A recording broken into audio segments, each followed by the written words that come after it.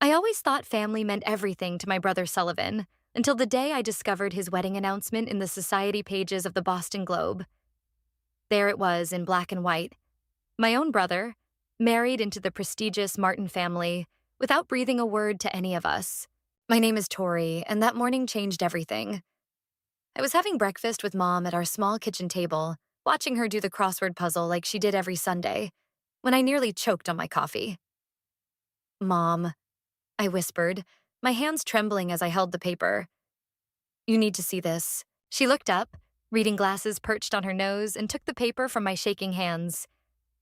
The color drained from her face as she read the announcement.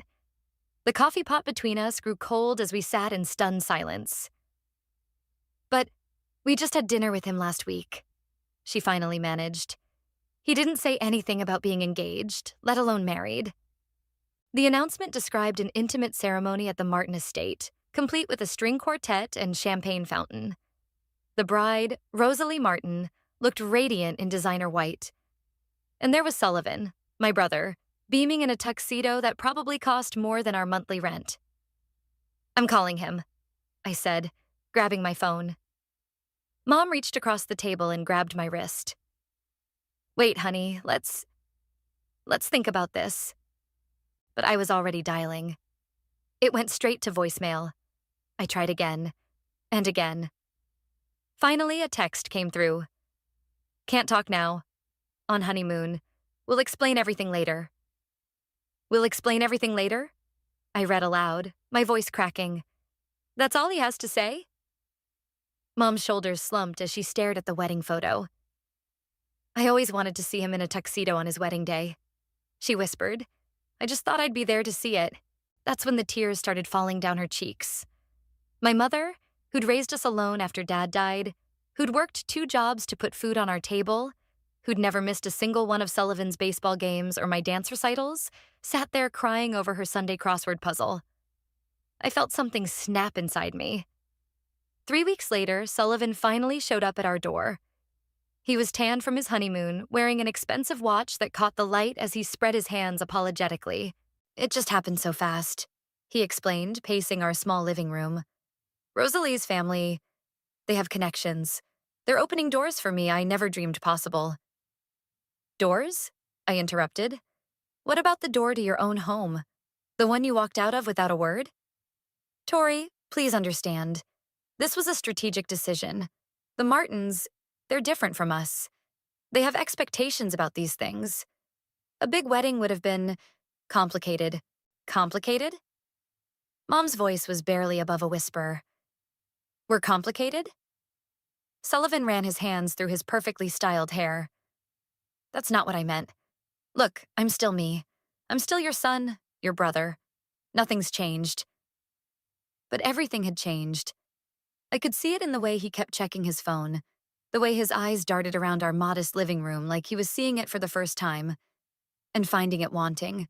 "I have to go," he said after barely 15 minutes. "Board meeting in the morning, but I'll make it up to you both, I promise. Things are going to be different now. Better." After he left, Mom went to her room and closed the door. I stood in the kitchen, staring at the family photos on our refrigerator. Sullivan and me at the beach. Sullivan's college graduation, where Mom and I had cheered so loud we'd embarrassed him. All those memories, and he'd thrown them away for a champagne fountain and a string quartet. That night, I sat at my laptop until dawn, researching business schools and startup strategies. I'd always had a head for numbers, but I'd put my own ambitions on hold to help Mom with the bills after college. Now, looking at the acceptance letter I'd never opened from Harvard Business School, I made a decision. "I'm going back to school," I announced at breakfast the next morning. "And then I'm going to build something of my own. Something bigger than anything the Martins have." Mom looked up from her coffee, her eyes still red from crying. "Honey, don't let anger drive your decisions." "It's not anger, Mom," I said, even though we both knew that wasn't entirely true. "It's clarity. Sullivan showed us exactly who he is. Now it's my turn to show him who I am. I didn't know then that it would take me 7 years to build my revenge. I didn't know the price I'd pay, or the lessons I'd learn. I just knew that somewhere between that wedding announcement and my brother's dismissive goodbye, The path of my life had shifted, and I was ready to walk it no matter where it led. 7 years can change everything. I learned that sitting in my corner office, staring at the skyline of downtown Boston while Zoe, my best friend and business partner, paced in front of my desk. Have you seen this? She tossed a financial report onto my desk. Sullivan's company is hemorrhaging money. Their stock dropped 30% this quarter alone. I picked up the report, scanning the numbers I'd already memorized. Looks like the Martin family connections aren't worth what they used to be. Are you smiling? Zoe stopped pacing. Tori, I know that look. I wasn't smiling. Not exactly. But seeing Sullivan's company falter stirred something in me I couldn't quite name. We should consider acquiring them, I said, keeping my voice neutral. Their client base would complement our portfolio. Their client base is jumping ship faster than rats from a burning building, Zoe countered. Besides, isn't this a little personal? The intercom buzzed before I could answer. Ms. Wise, Mr. Oliver is here for your meeting. Deacon Oliver walked in moments later, impeccable in his tailored suit. As one of our major investors, he had a keen eye for opportunities and weaknesses. Ladies, he nodded, taking a seat. I assume you've seen the news about Sullivan Industries? We were just discussing it, Zoe said, shooting me a warning look. Good. Deacon leaned forward. Because I think we should make a play for them. Their technology patents alone are worth the investment. I kept my face carefully blank. You think it's a good fit? I think it's perfect timing. They're vulnerable, we're strong. Simple as that. He paused, studying me. Unless there's something I should know? No, I said quickly. Too quickly, Zoe jumped in. We'll need to do our due diligence. Their financial situation is exactly why we should move now. Deacon interrupted. Before someone else does. After he left, Zoe closed my office door and turned to me. Are you really ready for this? To face him?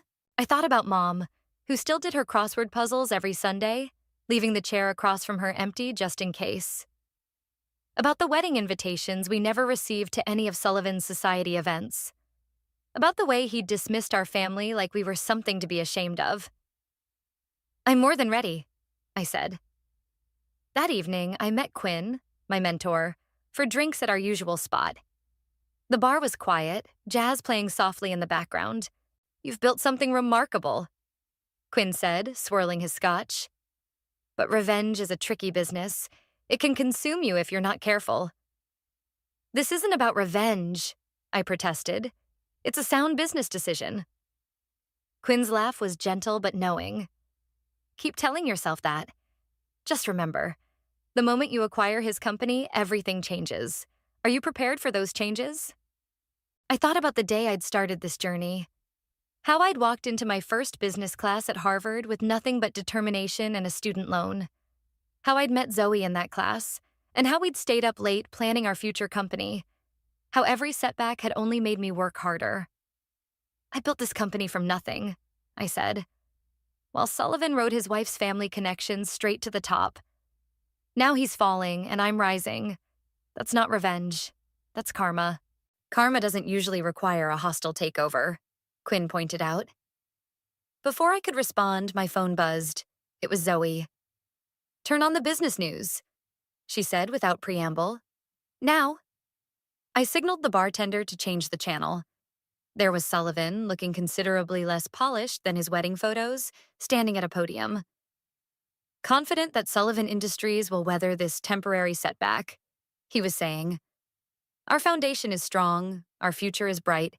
Liar, I whispered, watching his left eye twitch, a tell he'd had since childhood. The market's not buying it, Zoe said in my ear. Their stock dropped another 8% after hours. I watched my brother field questions, his confidence cracking slightly around the edges. He looked older, tired.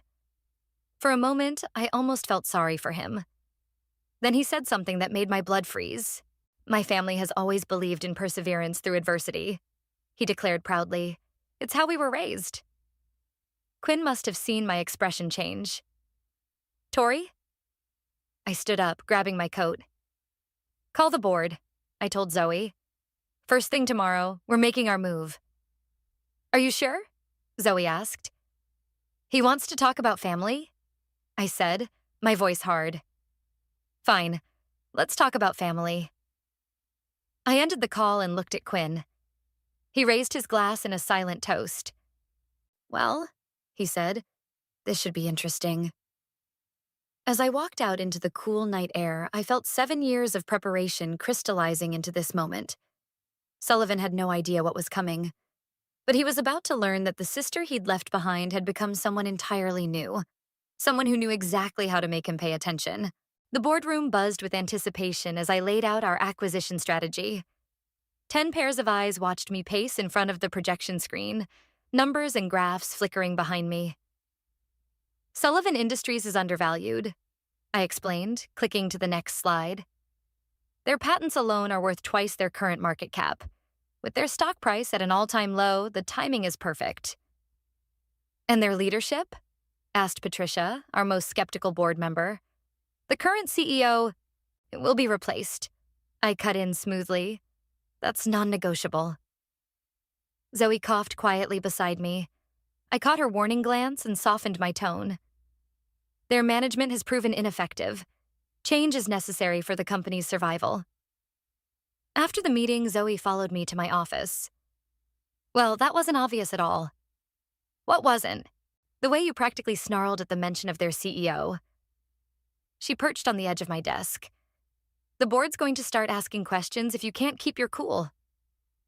My phone buzzed. A text from Mom. Coming for Sunday dinner? I stared at the message, remembering all the Sunday dinners Sullivan had missed. 7 years of empty chairs and unspoken words. I need to see Quinn, I said, grabbing my coat. I found him at his favorite spot in the public garden, feeding pigeons despite the "do not feed wildlife" signs. He looked up as I approached, patting the bench beside him. I wondered when you'd show up, he said. The board approved the acquisition plan. And how does that make you feel? I threw a handful of breadcrumbs to the pigeons. Like I'm finally winning. Winning what? Don't do that, I snapped. Don't make this into some therapy session. Quinn's silence was louder than any response. We watched the pigeons squabble over breadcrumbs until I couldn't stand it anymore. He took everything from us, I said. Our family, our trust, our dignity. He made Mom cry every Sunday for a year. And this will fix that? Before I could answer, my phone rang. It was Deacon. Turn on CNBC, he said without preamble. Sullivan's doing damage control. I pulled up the live stream on my phone. There was my brother, looking more polished than his last appearance, standing at another podium.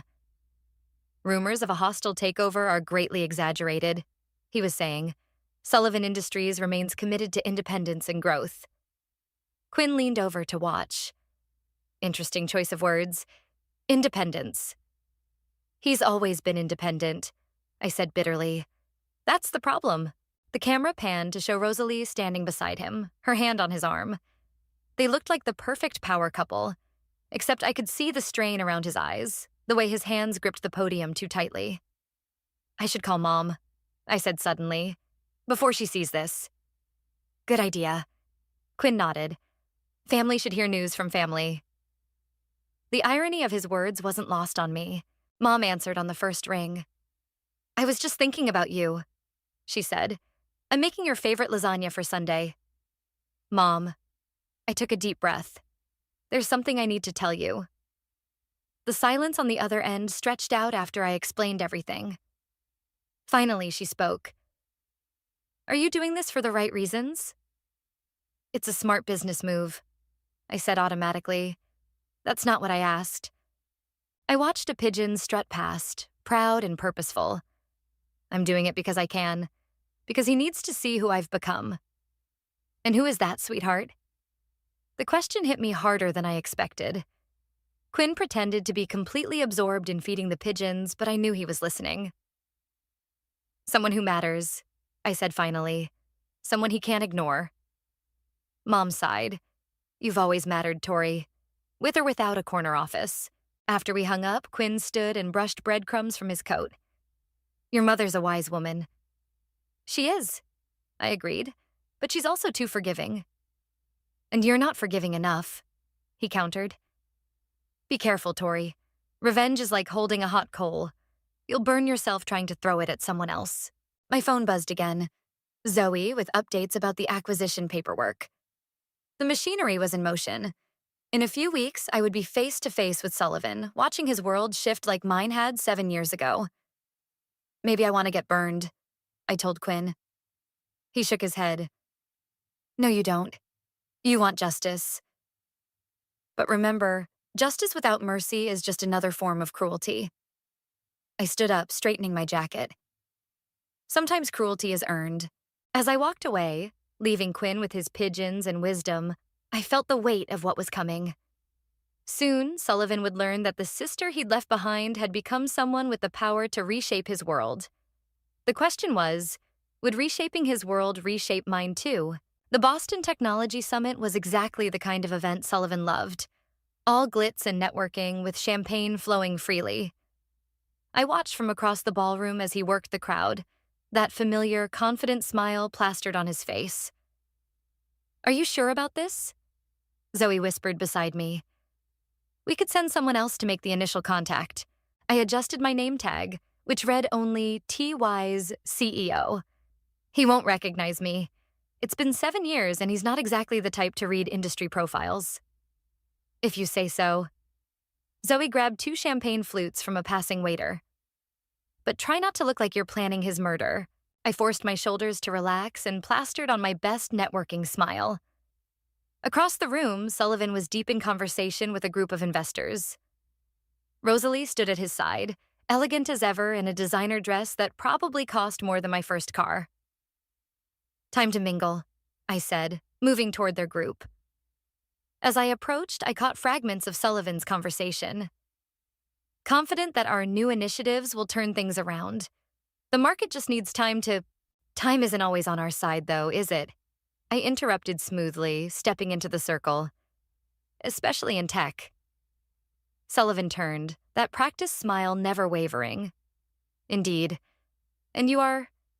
T-wise, I said, extending my hand. I've been following your company's situation with interest.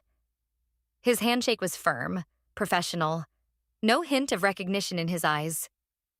All situations are temporary. We're implementing aggressive growth strategies. Growth strategies require capital, I pointed out, and trust from investors. Something flickered in his expression, a crack in the confident facade. Rosalie touched his arm protectively. My husband has the full support of our board, she said, and our family. I couldn't help myself. Family support is crucial, isn't it? Nothing worse than feeling abandoned by those closest to you. Sullivan's left eye twitched. If you'll excuse us, I see some people we need to speak with. Of course, I smiled. I'm sure we'll be seeing more of each other soon. As they walked away, Zoe appeared at my elbow. Well, that was subtle as a sledgehammer. Did you see his face when I mentioned family? I took a long sip of champagne. He actually flinched. Tori. Zoe hesitated.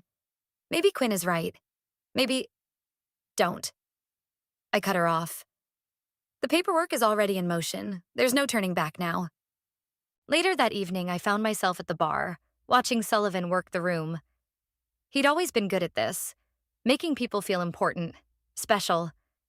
It's how he'd charmed his way into the Martin family. Quite the performance, isn't it? A voice beside me made me jump. It was Deacon. I didn't know you'd be here, I said. I never miss a chance to watch Sharks Circle. He ordered a scotch. Speaking of which, our legal team finished the preliminary paperwork. We can move whenever you're ready. I watched Sullivan laugh at something Rosalie said, his hand resting possessively on her lower back. How long until the offer becomes public? 48 hours, give or take. Once we file with the SEC, the news will break fast. My phone buzzed. A text from Mom. Saw Sullivan on the business news again. Are you okay? Before I could respond, Sullivan's voice carried across the bar. The market is cyclical. What goes down must come up. Unless someone pushes it further down, I muttered. Deacon raised an eyebrow. You know, when I first suggested this acquisition, I thought it was just business. But there's something personal here, isn't there? I met his gaze steadily. Everything's personal in business. Isn't that what you always say? He studied me for a moment. Just make sure whatever this is doesn't interfere with our bottom line. Trust me, I said, watching Sullivan and Rosalie glide toward the exit. The bottom line is exactly what I'm focused on. His bottom line. After they left, I stayed at the bar, nursing my drink and thinking about Sunday dinners and crossword puzzles. About the way Mom's voice still caught whenever she mentioned Sullivan's name. About the look in his eyes tonight when I'd mentioned family. That brief flash of, what? Guilt? Fear? Or just annoyance at a presumptuous stranger? My phone buzzed again. Quinn this time. How did it go? I typed back. He didn't recognize me. Quinn's response was immediate. Maybe that's not the real problem. I put my phone away without responding. In 48 hours, Sullivan's carefully constructed world would start to crumble. He'd discover that the sister he'd forgotten had become someone with the power to destroy everything he'd built. And yet, watching him tonight, I'd felt something unexpected. A hollow ache where satisfaction should have been. But it was too late for second thoughts. The machinery was in motion, and soon everyone would know exactly who T.Y.'s really was. The news broke at 9:01 a.m. sharp. I watched from my office as CNBC's ticker flashed the headline, Breaking, Wise Enterprises launches, Hostile Takeover Bid for Sullivan Industries. Zoe burst through my door without knocking. It's chaos out there. Sullivan's board is in emergency session. Their stock is going crazy, and... My phone exploded with notifications. First came the text from Mom. Be careful, sweetheart. Then Quinn. Remember what we talked about. And finally Deacon. Boardroom. Now. Showtime, I said, straightening my jacket. The boardroom was packed when we arrived. Deacon stood at the head of the table, fielding calls from investors. Our legal team huddled in one corner, papers spread everywhere. Their CEO is demanding a meeting, Deacon announced as I walked in. Immediately. Good, I said, taking my seat. Set it up for this afternoon. Patricia cleared her throat. Perhaps someone else should handle the initial... No, I cut her off. I'll do it. Tori, Zoe whispered. Maybe they're right. You're too close to this. Before I could respond, the TV on the wall caught everyone's attention. Sullivan was making an emergency press statement outside his office building. This hostile takeover attempt is unwarranted and unwelcome, he declared, looking directly into the cameras. Sullivan Industries is not for sale. Rosalie stood behind him, her face a mask of controlled concern. The reporters shouted questions. What about the falling stock price? How will you fight this? Do you know T.Y.'s personally? Sullivan's eye twitched at the last question. I've had limited interaction with their CEO, but I can assure you, this attempt will fail. Limited interaction, I repeated softly. That's one way to put it. My phone rang. It was Mom again. I stepped out to take the call. I saw him on TV, she said without preamble. He looks terrible. He should. Tori. She paused. Is this really what you want? Before I could answer, Zoe poked her head out. They're here, Sullivan and his team. Mom, I have to go. Just remember, whatever happens, you're still my daughter, and he's still your brother. I ended the call and took a deep breath. When I walked into the conference room, Sullivan was already seated, flanked by his lawyers. He stood when I entered, that practiced smile in place. Ms. Wise, I believe we met at the... His voice trailed off as recognition finally hit. The color drained from his face. Tori? Hello, Sullivan. I sat down across from him. It's been a while. This is impossible. He looked at his lawyers, then back at me. You can't be... The CEO of Wise Enterprises? The one trying to buy your company? I smiled. Surprise. His lawyers shifted uncomfortably. One whispered something in his ear, but Sullivan waved him off. Is this some kind of joke? He demanded. Some kind of revenge? Revenge? I kept my voice level. This is business, Sullivan. Just like your marriage was business, remember? A strategic decision? He stood up abruptly, his chair scraping against the floor. I won't let you destroy everything I've built. Like you destroyed our family? That's not... I didn't... For once, he seemed at a loss for words. Deacon cleared his throat. Perhaps we should focus on the terms of the offer.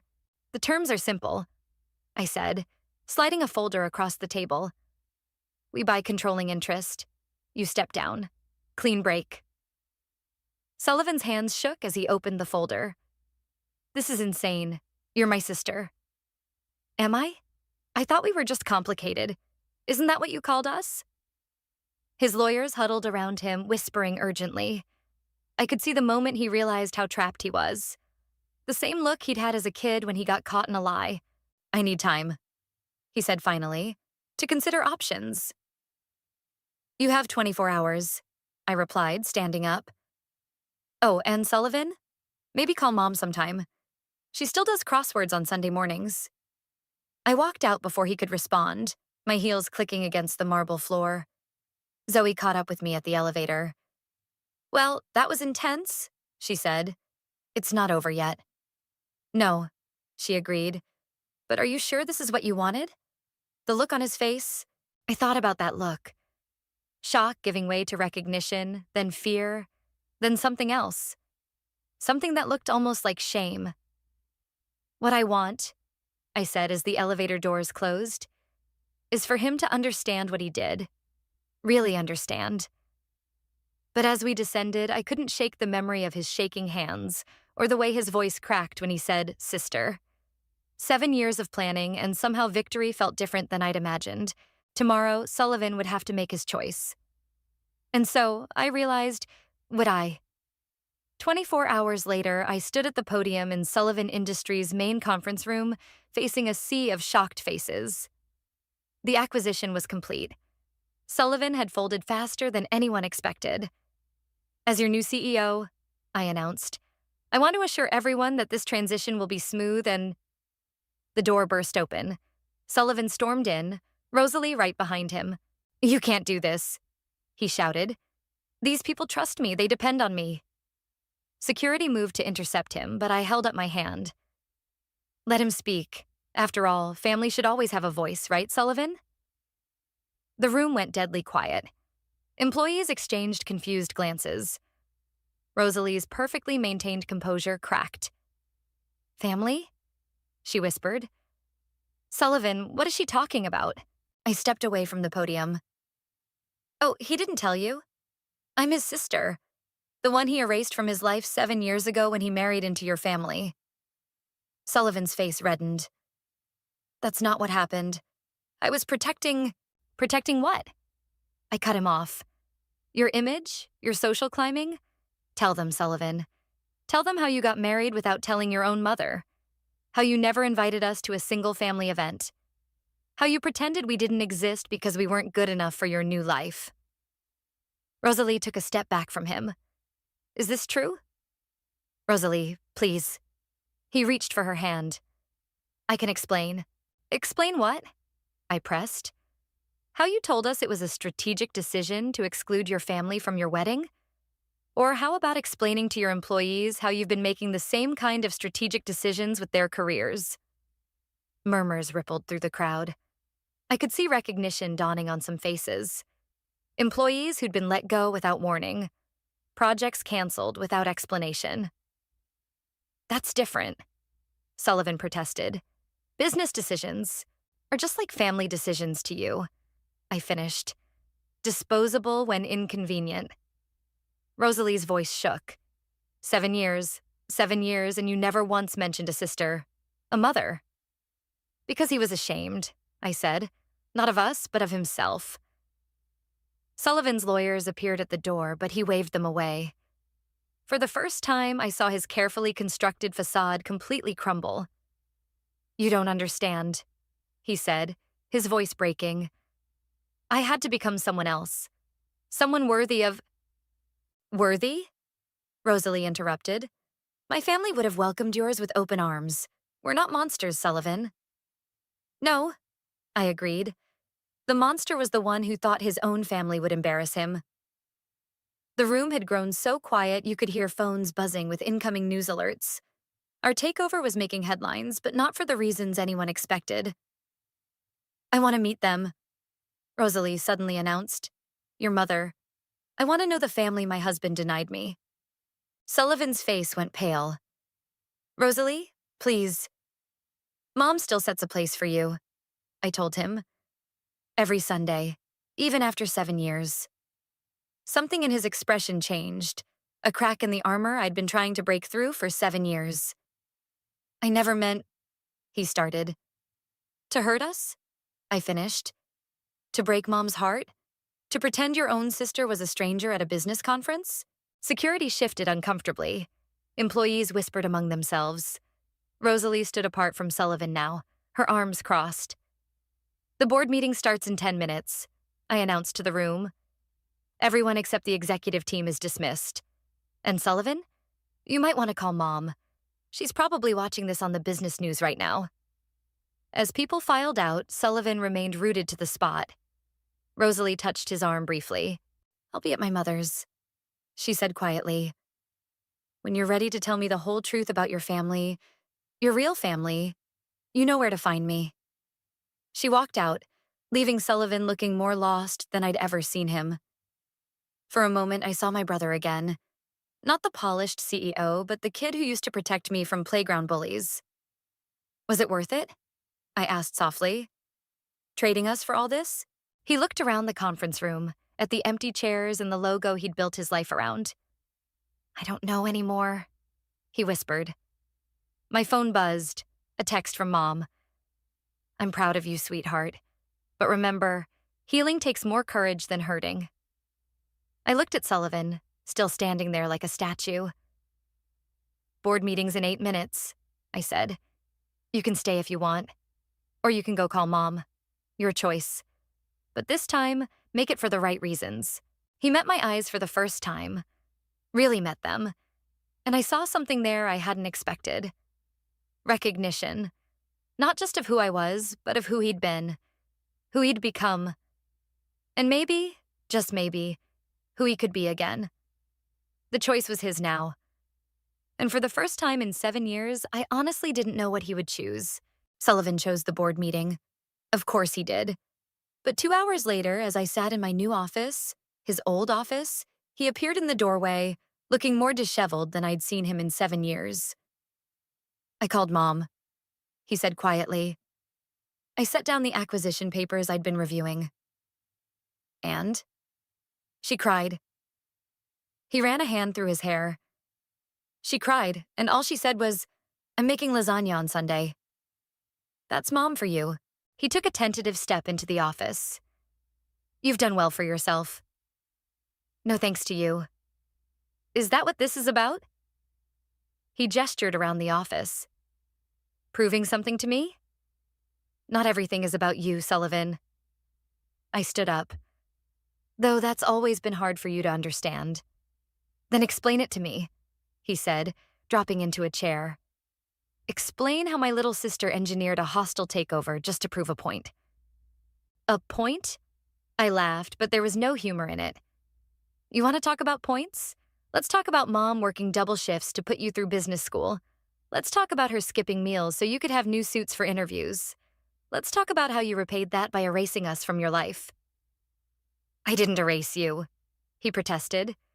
"I was trying to protect—" "If you say protect one more time, I swear to God." "Fine."